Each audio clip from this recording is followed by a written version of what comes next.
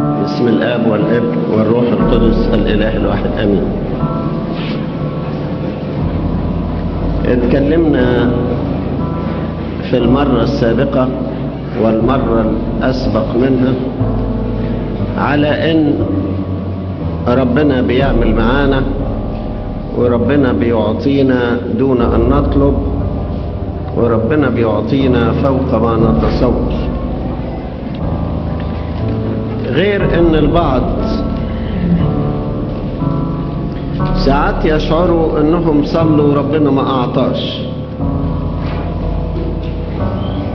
او انهم طلبوا من ربنا وربنا اتأخر عليهم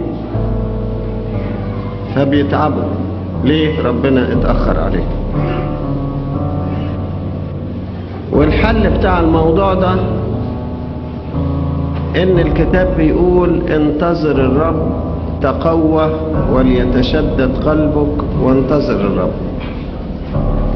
انت تطلب من ربنا ولا تفرض على الله حلولا معينة ولا تفرض عليه وقتا معينا وموعدا محددا. اترك الامر لحكمة ربنا. اعطي ربنا فرصة ان يحل اشكالك بطريقته الخاصة وفي الموعد الذي يريده. وثق ان الله يعمل، ولكنه يعمل في الوقت المناسب وبالطريقة المناسبة. في الوقت المناسب وبالطريقة المناسبة.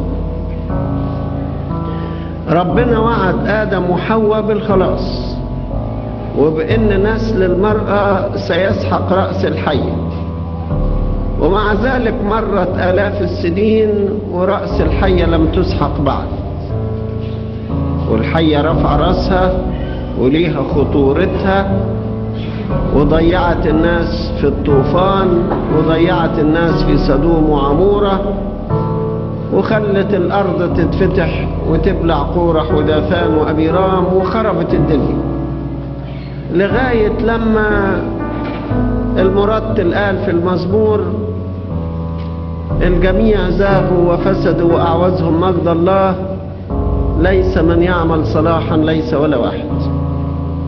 هل ربنا نسي وعوده؟ لا، ما نسيش. هل ربنا مش عايز يخلص العالم؟ لا، عايز يخلصه، لكن ربنا كان يعد الطريق. كان بيعد الطريق بأسلوبه الخاص. افرضوا ان ربنا خلص آدم وحواء من ساعتها، كانوا هيعرفوا ازاي؟ ده لازم كان يعلم الناس فكرة الذبيحة، يعلم الناس فكرة الفداء، يعلم الناس ان نفس تموت عوضا عن نفس، يعلم الناس ان اللي يموت لازم يكون طاهر بلا خطية، يعلم الناس ان اللي يموت لازم يكون الابن الوحيد، يمهد لفكرة التجسد ولفكرة الولادة من عذراء. عايزة وقت. ربنا بيرتب، بيدبر، بيمشي كل الأمور بحكمة. احنا ما نقدرش نفرض عليه وقت معين.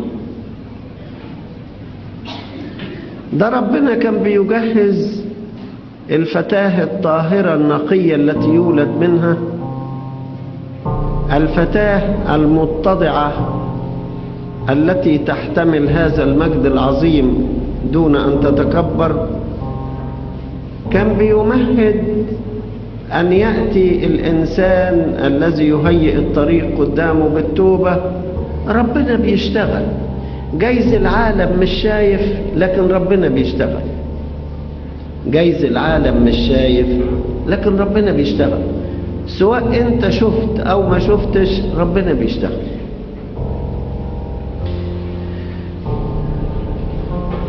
وهكذا وعد الله مثلا لإبراهيم بنسلك تتبارك جميع قبائل الأرض. نسلك يبقى زي نجوم السماء ورمل البحر في الكثرة. اتأخر عليه كتير، لكن كان بيجهز له السكة.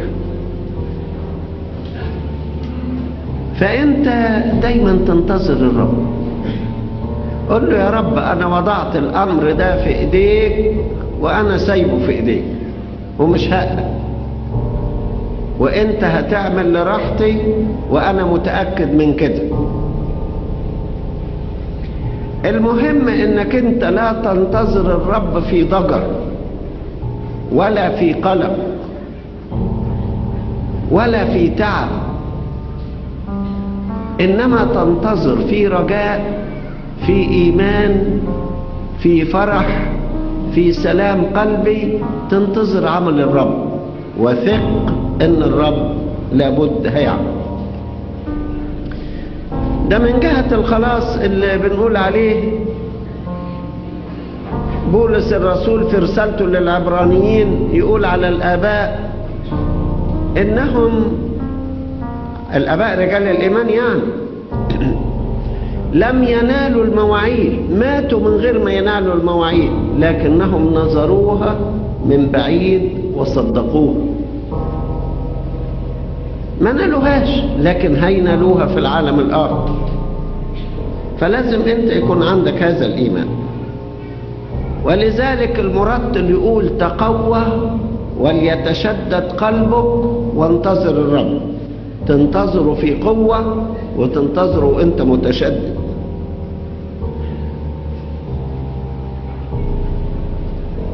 ما يكونش عندك لا ضعف ولا يأس ولا أي حاجة.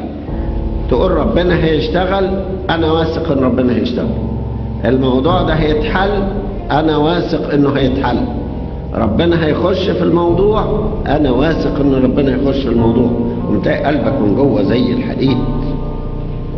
لأن أولاد الله اللي بينتظروا ربنا بيكونوا أقوياء. لكن اللي يخاف ويقول ما خلاص ما ضعنا وانتهينا وراحت علينا، اللي زي ده بيضيع بجد يعني. يفقد معنوياته ويفقد روحياته ويفقد سلامه القلبي ويلاقي نفسه بقى ضايع.